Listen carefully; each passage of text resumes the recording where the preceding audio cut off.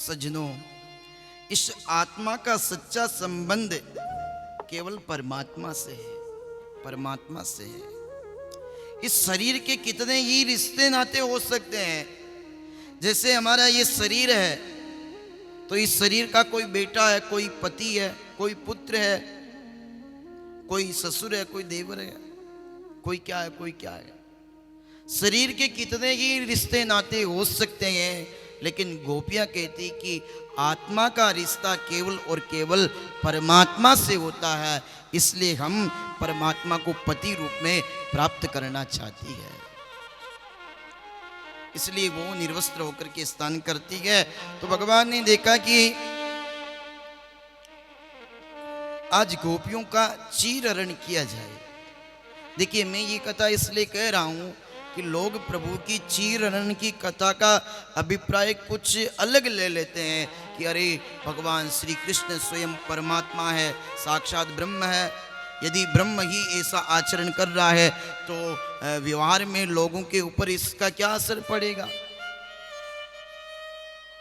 तो सज्जनों, भगवान ने एक दिन गोपियों के वस्त्र चुराए और कदम की डाली पर चढ़ गए।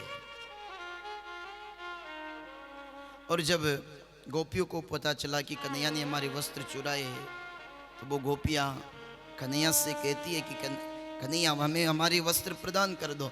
तो भगवान कहते कि गोपियों, मैंने कब मना किया, आओ और एक एक अपने वस्त्र लेकर के चली जाओ। तो सज्जनों, क्या भगवान उन गोपियों को निर्वस्त्र देखना चाहते हैं? नहीं सज्जनों, भगवान गोपियों को निर्वस्त्र नहीं देखना चाहते हैं।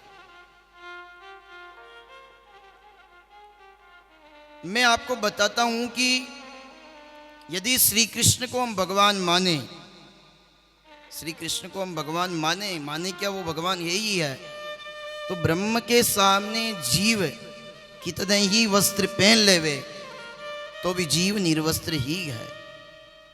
समर्थ कहू नहीं दोष गुसाई, रवि पावक सुर सरी की नाई। सामर्थ्यवान व्यक्ति को दोष नहीं लगता है। आप कह सकते कि महाराज भगवान तो मानव बनकर के आए थे, फिर उन्होंने ऐसा क्यों किया? तो फिर मानव की ही बात कर लो। सज्जनों, भगवान श्री कृष्ण ने जब गोपियों के वस्त्र चुराए थे, उस समय भगवान श्री कृष्ण की उम्र थी मात्र और मात्र 5.5 वर्ष की। और 5.5 वर्ष के बालक के मन में कभी भी काम की भावना जागृत नहीं हो सकती है। और तीसरी बात यह कि ये श्री कृष्ण कौन है? बोले कि श्री कृष्ण तो ईश्वर है। और ये गोपी कौन है? बोली ये जीव है। और ये वस्त्र कौन है? बोली कि ये अविद्या ही वस्त्र है।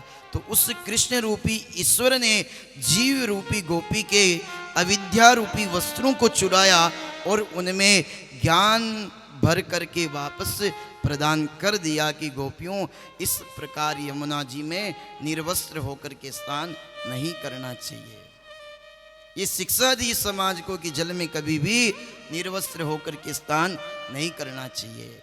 इसी कारण भगवान ने इस चीरहरण की लीला को किया है।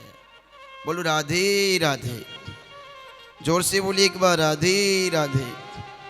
और चीरहरण की लीला करते समय सज्जनों, भगवान ने उन गोपियों को ये भी वचन दिया कि तुम मुझे पति के रूप में प्राप्त करना चाहती हो तो मैं तुम्हारे साथ में, जब शरद पूर्णिमा आएगी और शरद पूर्णिमा की अर्धरात्रि के समय तुम सब गोपियों के साथ में महारास करूँगा।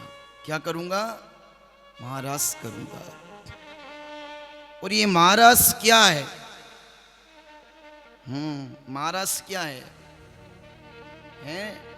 लोग इसका भी उल्टा सीधा अर्थ ले लेते हैं कि अरे श्री कृष्ण तो स्त्रियों के साथ में नृत्य कर रहे हैं, उसको ब्रह्म कैसे माने?